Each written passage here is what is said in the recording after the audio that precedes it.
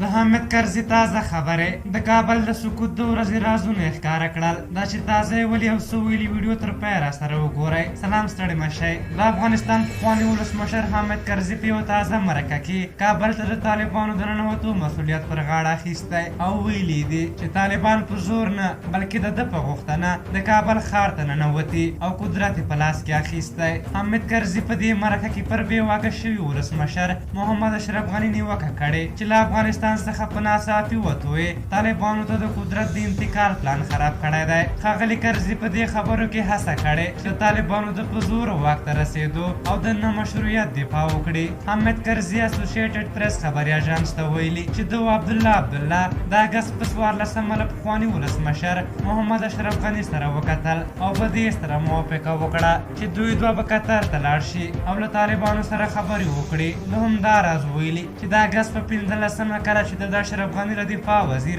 بسم الله محمدي سره تماس ونیو چې آیا حکومت شته که سقوط دی. محمدي ورته وویل چې له ده سره یو ځای له کابله ووځي. ده ویلي د ماسپښین 2:15 وې چې ولسمشر غني له هېواده ووت. وروسته د دفاع وزیر، د کورنیو چارو وزیر او د کابل امنیه قومندان ته ټلیفونونه وکړل خو یو هم نه و، ټول تللي وو. په هر حال خو د هغه یو شمېر منتقدینو بیا له حامد کرزي نه پوښتلي چې دی څوک دی چې طالبان کابل ښار ته غوښتي او د واک ته رسېدو مشروعیت یې ورکړی. د منتقدینو په وینا حامد کرزي په خپله څه کاره و، کوم مسؤلیت صلاحیت او مشروعیت یې درلود. په هر حال په عین حال کې پخواني ولسمشر حامد کرزي ویلي چې طالبان د خپل مشروعیت لپاره لویه جرګه راوغواړي او د ظاهرشاه د وخت قانون دې نافظ کړي او په جرګه کې دې د راتلونکي قانون او د بیرغ فیصله هم وکړي. طالبانو بیا د کرزي د دغه پرله پسې غوښتنې په اړه کوم غبرګون نه دی ښودلی خو تېر کې بیا له لویې جرګې سره کومه علاقه نه ده ښودلې.